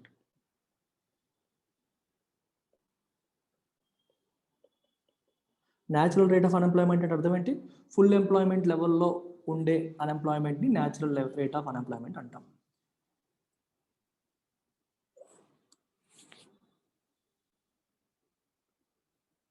Okay, వీళ్ళు ఏమంటారంటే మామూలుగా ఇన్వర్స్ రిలేషన్షిప్ కదా, ఇప్పుడు ఎంత ఉందో అనుకోండి, ఫస్ట్ ఒరిజినల్గా ఎంత ఉంది అన్ఎంప్లాయ్మెంట్ అనుకోండి, ఇప్పుడు మానిటరీ పాలసీ ఉపయోగించి మనం అన్ఎంప్లాయ్మెంట్ తగ్గించామనుకోండి, అన్ఎంప్లాయ్మెంట్ తగ్గితే ఏమవుతుంది, ఇన్ఫ్లేషన్ పెరుగుతుంది. లేదా అటు నుంచి రండి, ఇన్ఫ్లేషన్ పెంచామనుకోండి, మీకు ఎలా చెప్పాలంటే ఇలా చూడండి, కేర్ఫుల్గా అబ్జర్వ్ చేయండి. సో ఇన్ఫ్లేషన్ నువ్వు పెంచావు. ఇన్ఫ్లేషన్ పెంచావంటే ఎలా పెంచుతావు ఇన్ఫ్లేషన్ని? ఇన్ఫ్లేషన్ ఎలా పెంచుతాం? బై సపోర్టింగ్ ద ఇండస్ట్రీని సపోర్ట్ చేస్తూ అగ్రిగేట్ డిమాండ్ని సపోర్ట్ చేయడం వల్ల ఇన్ఫ్లేషన్ పెరిగిద్ది. డిమాండ్ పెరిగేలాగా యాక్షన్స్ తీసుకోవడం వల్ల ఇన్ఫ్లేషన్ పెరిగిద్ది. అంటే చీప్ మనీ ఉండడం వల్ల, కరెన్సీ ప్రింట్ చేయడం వల్ల, ప్రజల చేతిలోకి మనీ సప్లై పెంచడం వల్ల, రకరకాల కారణాల వల్ల ప్రజల చేతిలోకి మనీ వెళ్ళి అది డిమాండ్ని క్రియేట్ చేసి ప్రొడక్టివ్ కెపాసిటీని కూడా పెంచేలా చేస్తుంది. దానివల్ల ఇన్ఫ్లేషన్ పెరిగింది. ఇన్ఫ్లేషన్ పెరిగినప్పుడు ఏమవుతుంది? ఆటోమేటిక్గా మనకి అన్ఎంప్లాయ్మెంట్ తగ్గడం మొదలవుతుంది. అర్థమైందా?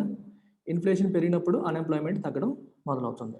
సో ఇన్ఫ్లేషన్ ఇంకొంచెం పెరిగింది, అన్ఎంప్లాయ్మెంట్ ఇంకొంచెం తగ్గింది. ఇన్ఫ్లేషన్ ఇంకొంచెం పెరిగింది, అన్ఎంప్లాయ్మెంట్ ఇంకొంచెం తగ్గింది. ఓకే, ఇన్ఫ్లేషన్ మళ్ళీ ఇంకొంచెం పెరిగింది, అన్ఎంప్లాయ్మెంట్ టెంపరీగా తగ్గింది, మళ్ళీ ముందుకు వచ్చింది. ఇది గుర్తుపెట్టుకోండి. అన్ఎంప్లాయ్మెంట్ ఏంటి? టెంపరీగా తగ్గింది కానీ ముందుకు వచ్చింది మళ్ళీ. అంటే ఒక certain level of unemployment is necessary. అంటే నెససరీ అనట్లేదు, ఉంటుంది. ఎందుకంటే ఫుల్ ఎంప్లాయ్మెంట్ అయిపోయింది. నువ్వు ప్రొడక్టివ్ కెపాసిటీ మర్చిపోకూడదు. ప్రొడక్టివ్ కెపాసిటీని మనం మర్చిపోకూడదు. ప్రొడక్టివ్ కెపాసిటీ ఆఫ్ ద ఎకానమీని మర్చిపోకూడదు. ఎకానమీలో అంతకంటే మరి ఎంప్లాయ్మెంట్ ఇవ్వడానికి స్కోప్ లేదు. అన్ని ఫ్యాక్టరీస్ ఫుల్ ఎంప్లాయ్మెంట్ లెవెల్లో పనిచేస్తున్నప్పుడు నీకు ఇంకా ఫర్దర్ స్కోప్ ఉందా ఎంప్లాయ్ చేయడానికి? లేదు. అంటే ఒక సర్టెన్ లెవెల్కి మించి నువ్వు అన్ఎంప్లాయ్మెంట్ని తగ్గించలేవు. You cannot reduce unemployment below a certain level. ఆ తగ్గాలంటే ప్రొడక్టివ్ కెపాసిటీ పెరగాలి, అది అప్పటికప్పుడు పెరిగేది కాదు. ఆ సర్టెన్ లెవెల్నే న్యాచురల్ రేట్ ఆఫ్ అన్ఎంప్లాయ్మెంట్ అంటాము, లేదా non accelerating inflation rate of unemployment అని కూడా అంటాం. ఎందుకు ఈ మాట అన్నామంటే, దీనికంటే నువ్వు ఫర్దర్ తగ్గించడానికి ట్రై చేసినప్పుడు అది ఆటోమేటిక్గా మళ్ళీ పెరిగిపోయి పైకి వచ్చేస్తుంది. కానీ ఇన్ఫ్లేషన్ స్పైరల్ అయిపోద్ది, చాలా పెరిగిపోద్ది. ఇన్ఫ్లేషన్ ఏమైపోద్ది? యాక్సలరేట్ అయిపోతుంది. Inflation accelerates if you try to reduce it below this. కేర్ఫుల్గా అబ్జర్వ్ చేయండి, మళ్ళీ చెప్తాను. ఇది మీకు అర్థమైపోతే చాలు. బుక్లో ఇంత నీట్గా ఇవ్వరు, but try to understand the concept. కళ్ళు మూసుకోండి, చార్ట్ చూడకండి, కళ్ళు మూసుకోండి. అందరూ విజువలైజ్ చేయండి. నేను చెప్తున్నప్పుడు విజువలైజ్ చేసుకోండి. ఓకే, 90% ఎంప్లాయ్మెంట్ లెవెల్లో మనం ఉన్నాం. అంటే ఇంకా ఎకానమీకి అన్ఎంప్లాయ్మెంట్ తగ్గించే కెపాసిటీ ఉంది. ఎందుకంటే ఇంకో 10% ప్రొడక్టివ్ కెపాసిటీ ఉంది, దానికి మనం రిక్రూట్ చేసే అవకాశం ఉంది. అంతేనా? అన్ఎంప్లాయ్మెంట్ ఇంకా తగ్గొచ్చు. సో ఇన్ఫ్లేషన్ ఇంకొంచెం పెంచడం ద్వారా, డిమాండ్ ఇంకొంచెం పెంచడం ద్వారా, అంటే మార్కెట్లో వస్తువులు డిమాండ్ పెరిగింది అనుకోండి, ఇండస్ట్రీస్ ఏమనుకుంటే డిమాండ్ పెరిగింది కదా అని చెప్పి they would like to produce more. So వాళ్ళు 100% కెపాసిటీకి ప్రొడక్షన్ చేయాలని ట్రై చేస్తారు. దానివల్ల ఏమవుతుంది? They will recruit more people. దానివల్ల ఏమవుతుంది? అన్ఎంప్లాయ్మెంట్ లెవెల్ తగ్గింది. ఇంకా ఫర్దర్ క్రియేట్ చేశారు అనుకోండి, 100% కెపాసిటీకి వచ్చేసారు వాళ్ళు. ఇమాజిన్ చేసుకోండి, దే కమ్ టు 100% కెపాసిటీ. నువ్వు ఫర్దర్ డిమాండ్ క్రియేట్ చేయడం వల్ల టెంపరీగా అన్ఎంప్లాయ్మెంట్ తగ్గిద్ది. నేను ఇందాక చెప్పాను, ఇన్ఫ్లేషనరీ గ్యాప్ చెప్పాను, గుర్తుందా? ఇన్ఫ్లేషనరీ గ్యాప్కి దీనికి లింక్ చేయడానికి ట్రై చేయండి, మీకు అర్థమైపోద్ది. ఇన్ఫ్లేషనరీ గ్యాప్లో ఏం చెప్తాం? ఒకవేళ 100% పొటెన్షియల్కి మించి మార్కెట్లో డిమాండ్ ఉంటే ఏం చేస్తారు? షిఫ్ట్లు వేస్తారు, ఎక్స్ట్రా వర్కర్స్ తీసుకుంటారు. ఎక్స్ట్రా వర్కర్స్ని ఫుల్ టైం తీసుకుంటారా, టెంపరీగా తీసుకుంటారా? మీరే ఆలోచించండి కామన్ సెన్స్తో. అప్పటికున్న డిమాండ్ కోసం తీసుకుంటారు, అంతేగాని ఫుల్ టైం తీసుకోరు. ఎందుకంటే వాళ్ళ మార్కెట్ కెపాసిటీకి మించి ఏ కంపెనీ కూడా తీసుకోవడానికి ట్రై చేయదు. అందుకే టెంపరీగా నీకు అన్ఎంప్లాయ్మెంట్ తగ్గిద్ది, మళ్ళీ at the first sign of demand redressal, demand ఎప్పుడు తగ్గింది అనుకుంటారో అని పీకేస్తారు. So unemployment comes to natural level. Have you understood this concept? ఈ తగ్గడం పెరగడం అర్థమైందా మీకు? అది ఇది బుక్లో చదివితే అర్థం అవ్వదు, అందుకే విజువలైజ్ చేయమని చెప్పాను. Absolutely.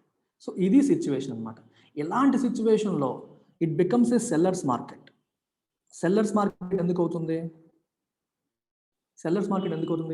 Aggregate demand surpasses aggregate supply. Supply కంటే డిమాండ్ బాగా ఎక్కువైపోయింది.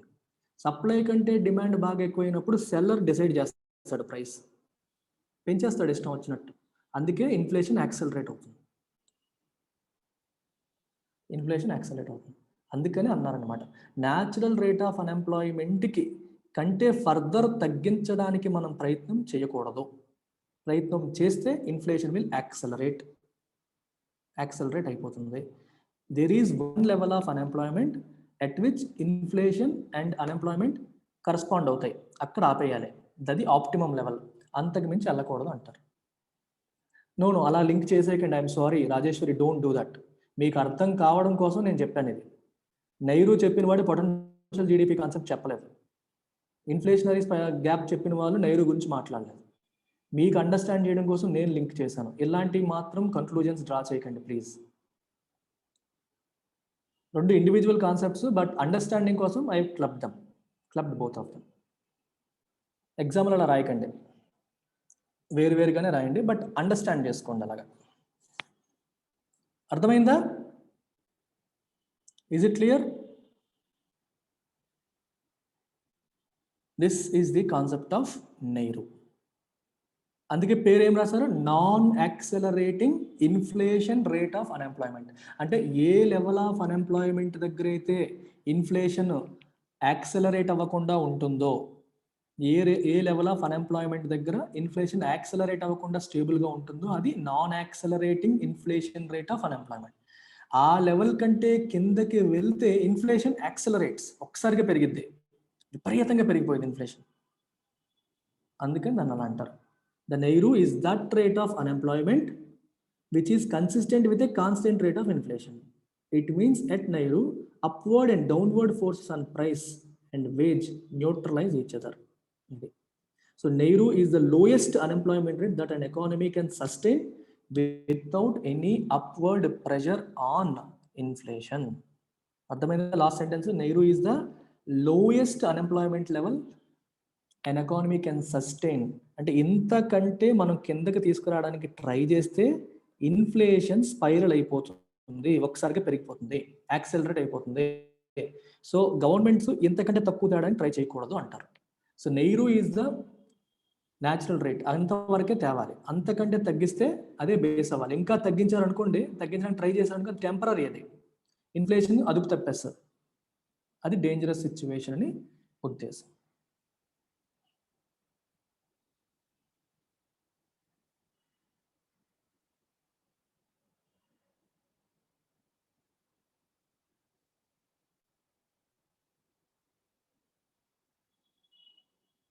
ఇంకేమైనా మిస్ అయ్యానా?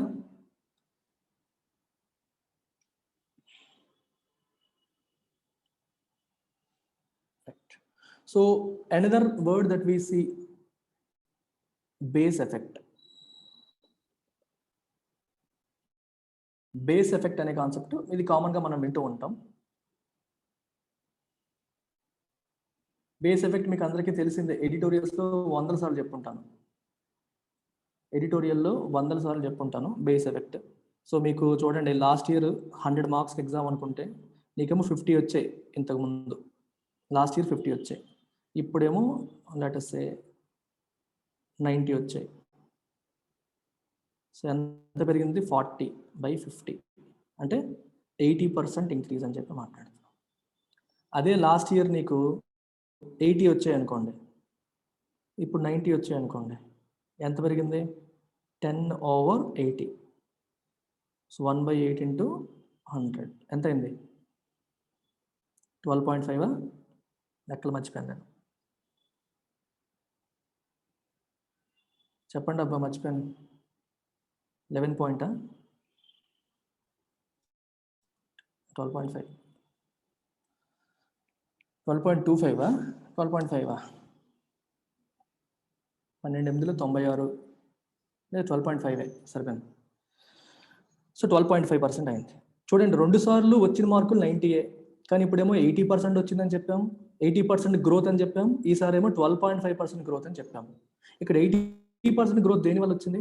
బికాస్ ఆఫ్ లో బేస్.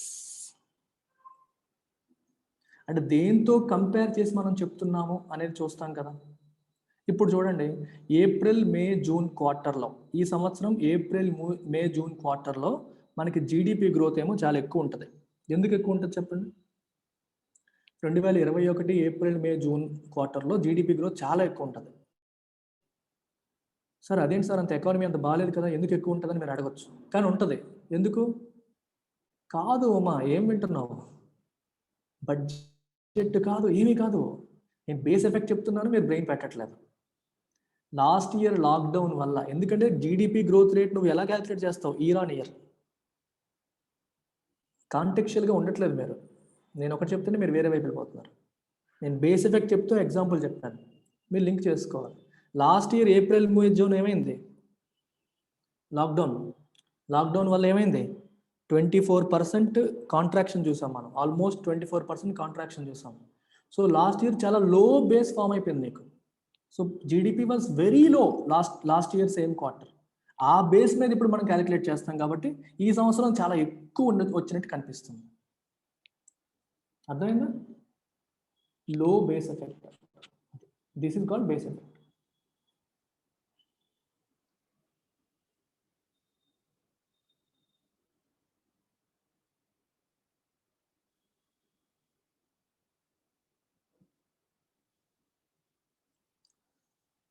డన్? అర్థమైందే బేస్ ఎఫెక్ట్? డిఫ్లేషనరీ స్పైరల్ చెప్తాను ఇప్పుడు.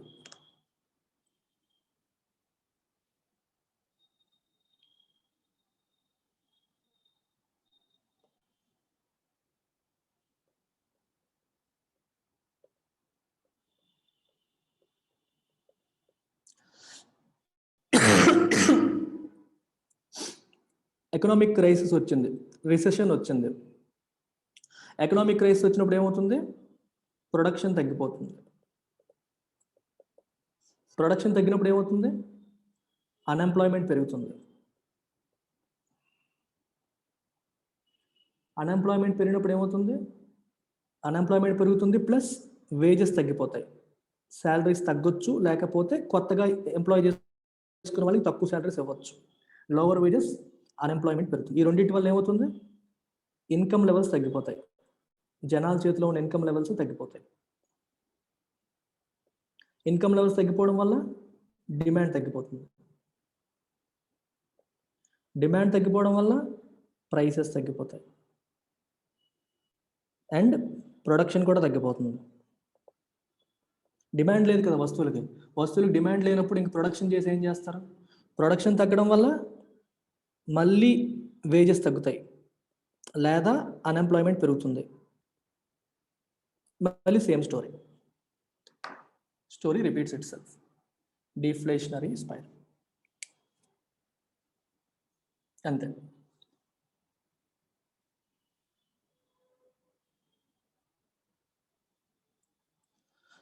ఇది అయిపోతే మనం బిజినెస్ సైకిల్లోకి వెళ్ళిపోదాం. రిసెషన్, డిప్రెషన్, రికవరీ, బూమ్, ఇవన్నీ.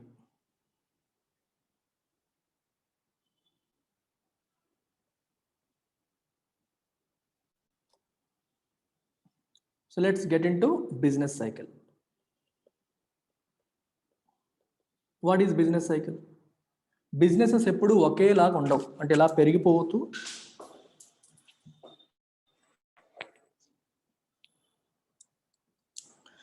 పెరిగిపోతూ ఉండదు. There will be times when businesses grow, తగ్గుతాయి, మళ్ళీ పెరుగుతాయి, మళ్ళీ తగ్గుతాయి, ఇలా జరగచ్చు. జీడిపి గ్రోత్ పెరుగుతుంది, కొన్నిసార్లు తగ్గుతుంది. దీన్ని మనం ఏమంటాం? గ్రోత్ ఫేజ్ అంటాం. ఇది పీక్. దీన్నే బూమ్ అంటే ఎకనామిక్ బూమ్లో ఉంది, టాప్ మంచి ఫోర్స్ మీద ఉంది అంటాం. దెన్ తగ్గిపోవడం, ఇది డిప్రెషన్. జనరల్గా దీన్ని స్లో డౌన్ అంటారు, రిసెషన్ అని కూడా అనొచ్చు. కానీ technically recession is GDP contraction in 2 consecutive quarters. IMF and world bank ఎలా డిఫైన్ చేస్తాయంటే 2 quarters జీడిపి కాంట్రాక్ట్ అయితే, కాంట్రాక్ట్ అంటే అర్థం ఏంటి? నెగిటివ్ గ్రోత్ చూపిస్తే దాన్ని మనం రిసెషన్ అంటాం. That is a technical definition. కానీ ఈ బిజినెస్ సైకిల్లో చూపించినప్పుడు దీన్ని కూడా రిసెషన్ అని చెప్పి అనేస్తారు. దీన్ని డిప్రెషన్ అంటారు. ఇది లోయెస్ట్ పాయింట్, ఇది recovery phase.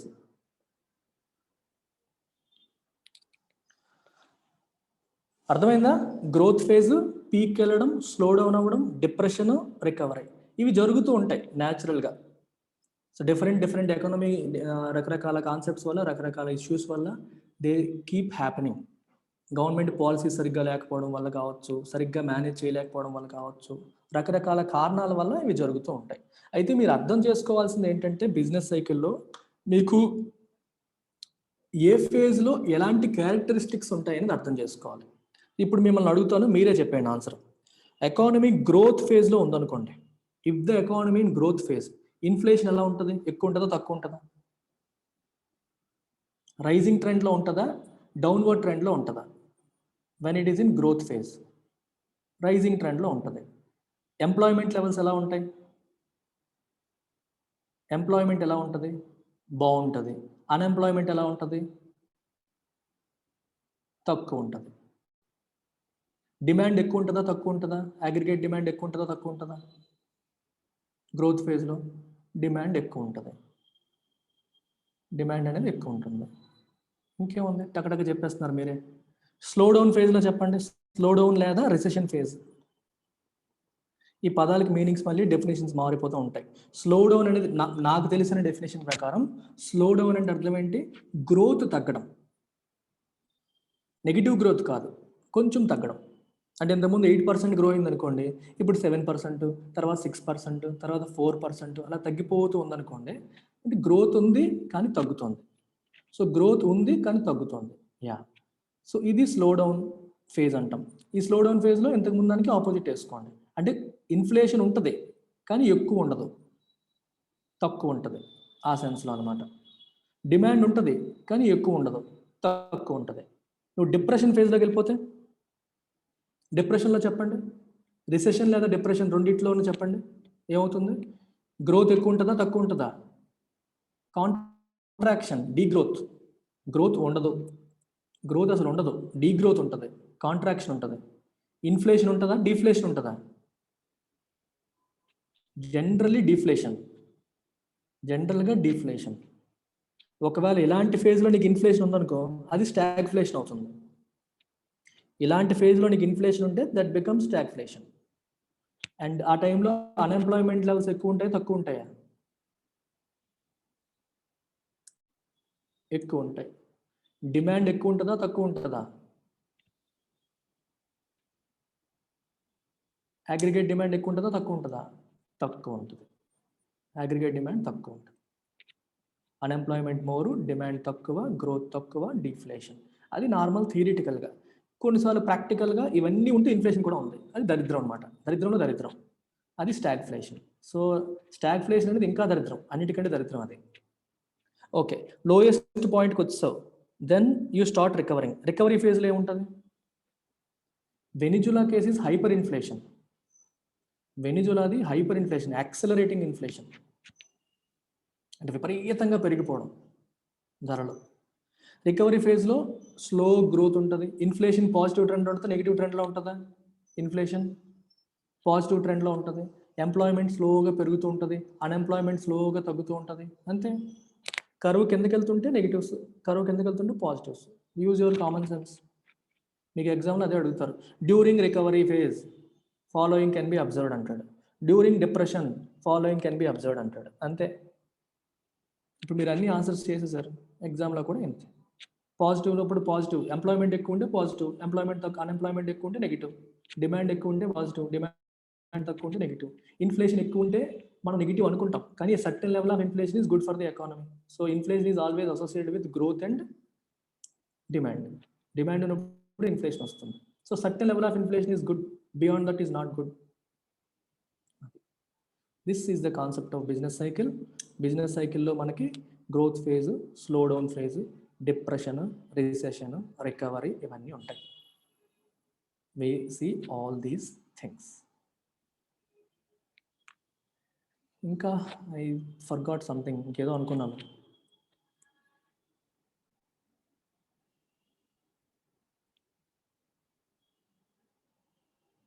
Yeah, inflation tax.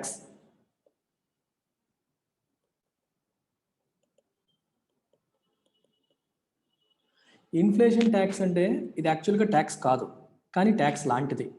Let us say government prints a lot of money.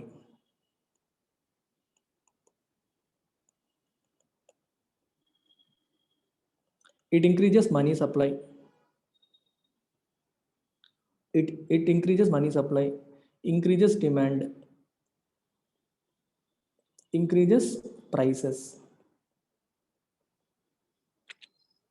So inflation పెరిగిద్ది, leads to inflation. It pinches common man. Common మ్యాన్కి అది నొప్పి కలిగిస్తుంది.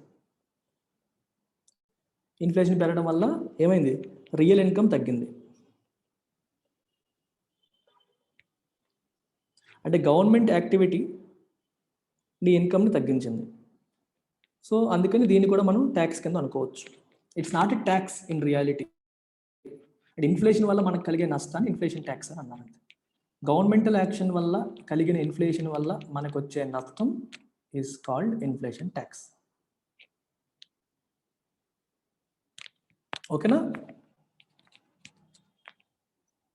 There is no tax called inflation tax. It is a concept which tells you that actions of the government sometimes leads to higher inflation, which pinches the common man. Common man ki avi noppi kaligiste, debbatiste, and that can be considered as inflation tax.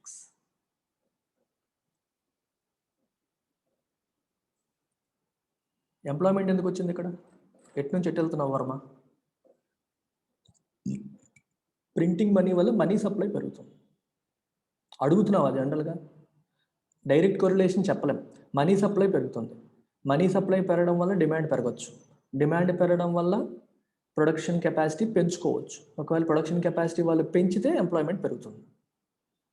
కానీ అది ఇన్ఫ్లేషన్కి దారి తీయడం వల్ల, విపరీతంగా రేట్లు పెరిగిపోవడం వల్ల, common man కొనలేకపోవడం వల్ల డిమాండ్ తగ్గిపోవచ్చు కూడా. So it leads to both things. అందుకే గవర్నమెంట్ ఎప్పుడు కూడా ప్రింటింగ్ మనీ అనేది లాస్ట్ రిసార్ట్ స్టార్ట్ చేయదు. అన్ని ఆప్షన్స్ అయిపోయిన తర్వాత మాత్రమే it goes to printing money. Money print చేసిన తర్వాత ఆ మనీతో గవర్నమెంట్ ఏం చేస్తుంది అనేది ఇంపార్టెంట్ కదా. Let's say government prints a lot of money and uses that money for capital expenditure. Capital expenditure అంటే అర్థమైంది ప్రొడక్టివ్ అసెట్స్ క్రియేట్ చేయడానికి ఆ మనీని యూజ్ చేసింది. It is constructing dams, roads, buildings చేసింది అనుకోండి, and it will directly create employment కదా. Work పెరిగింది కదా. When you're creating work, you're creating employment.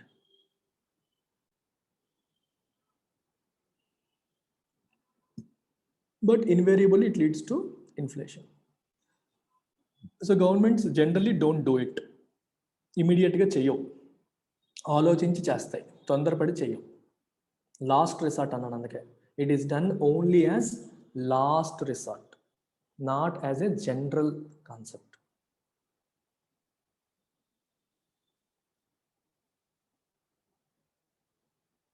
నిన్న ఒక 2-3 ఆర్టికల్స్ పెట్టాను, చూసి చదివారా? యూపీఎస్సీ ఇన్ఫినిటీ గ్రూప్లో పెట్టాను. ప్రింటింగ్ ఎందుకు చేయరు, ప్రింటింగ్ చేస్తే ఏమవుతుంది అనేది. చదవాలి అలాంటివన్నీ, చదివితే మీకు క్లారిటీ వస్తుంది. ఇన్ఫ్లేషన్ అకౌంటింగ్ చదివేశాం కదా, అర్థమైందా వర్మ? ప్రింటింగ్ మనీ వల్ల ఎంప్లాయ్మెంట్ ఎలా ఉంటుందంటే ప్రింట్ చేసిన మనీని గవర్నమెంట్ ఏం చేసింది అనే దాన్ని బట్టి ఉంటుంది. థియరిటికల్గా చెప్తే దానివల్ల పాజిటివ్ ఎఫెక్టే ఉంటుంది, ఎందుకంటే ప్రింట్ చేసిన మనీ డిమాండ్ పెరగడానికి ఉపయోగపడుతుంది కాబట్టి. డిమాండ్ పెరిగితే ప్రొడక్షన్ కెపాసిటీలు పెంచుతారు కాబట్టి థియరిటికల్గా. కానీ అది ఎక్కువ ఇన్ఫ్లేషన్కి వెళ్ళిపోతే తిరిగి రివర్స్ అవుతుంది కూడా.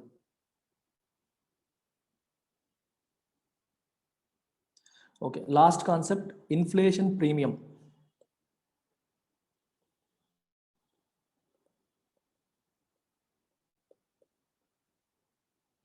Inflation premium, the bonus brought by inflation to the borrowers is known as inflation premium. Borrowers కి వచ్చే బెనిఫిట్ మనం మాట్లాడాం కదా. ఇన్ఫ్లేషన్ వల్ల borrowers కి ప్లస్ ఆ మైనస్ అంటే ఏం చెప్పాం? borrowers కి పాజిటివ్ అనుకున్నాం, and that is inflation premium. ఎంత అడిషనల్ బెనిఫిట్ జరుగుతుందో borrowers కి, that is inflation premium.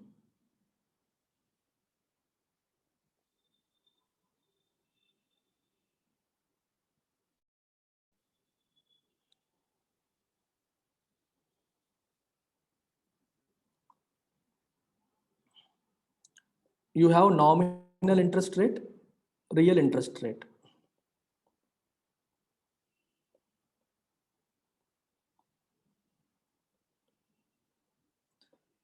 Bank code నీకు 8% వడ్డీ వేస్తున్నాను అంటున్నాడు. 8% వేస్తున్నాడు. ఇన్ఫ్లేషన్ 6% ఉందనుకోండి, రియల్ ఇంట్రెస్ట్ రేట్ ఎంత? 2%. Real interest rate is only 2%. ఈ రెండింటికి మధ్యలో ఉన్న గ్యాప్, సారీ, రియల్ ఇంట్రెస్ట్ రేట్కి నామినల్ ఇంట్రెస్ట్ రేట్కి మధ్యలో ఉన్న గ్యాప్ ఎంత? 6%. ఆ 6% ఇన్ఫ్లేషన్ ప్రీమియం అవుతుంది.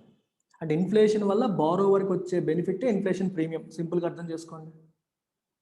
Inflation premium is nothing but the benefit that borrower is getting because of inflation, అంతే. దీనివల్ల లెండింగ్ ఇన్స్టిట్యూషన్స్కి నష్టమా లాభమా? లెండింగ్ ఇన్స్టిట్యూషన్స్కి నష్టం. మనం మాట్లాడుకున్నాం కదా, బారోవర్కి క్రెడిటర్స్కి మైనస్, డెటర్స్కి ప్లస్ అనుకున్నాం కదా. ఎందుకంటే మనీ వాల్యూ పడిపోతుంది, నువ్వు తక్కువ అమౌంటే పే చేస్తావు, వాడు అంతే, వాడికి తక్కువ అమౌంటే వస్తుంది. అంటే ఈ రోజు ఉన్న మనీ వాల్యూ వేరు, రేపు ఉన్న మనీ వాల్యూ వేరు. Is losing money. సో ఎంత లూజ్ అవుతున్నాడు ఇన్ఫ్లేషన్ వల్ల అనేది ఇన్ఫ్లేషన్ ప్రీమియం. ఇన్ఫ్లేషన్ ప్రీమియం ఎక్కువగా ఉన్నప్పుడు బ్యాంక్ వాళ్ళు ఏం చేస్తారు? వడ్డీ రేట్లు పెంచుతారు. వడ్డీ రేట్లు పెంచకపోతే వాళ్ళు లాస్ అయిపోతారు. అందుకని వాళ్ళు వడ్డీ రేట్లు పెంచుతారు అన్నమాట. This is the concept of inflation premium. అంతే. ఇంకా ఏమన్నాయి? Done. Almost I have covered almost everything.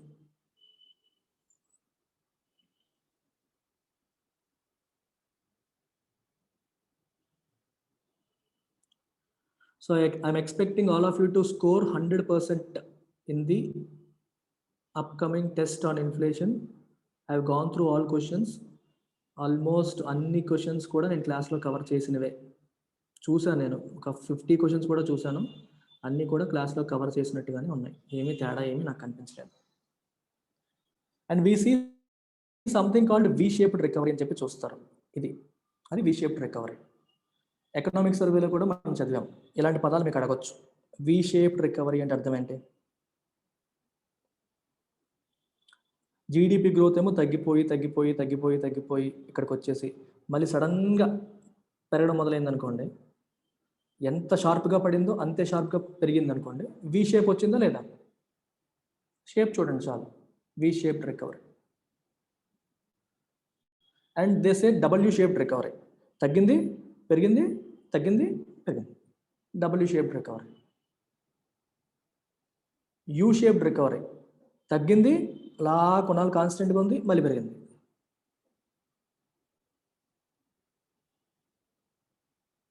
అర్థమైందా? అంతే, కంగారు పడడానికి ఏం లేదు అక్కడ. You shaped, W shaped, we shaped.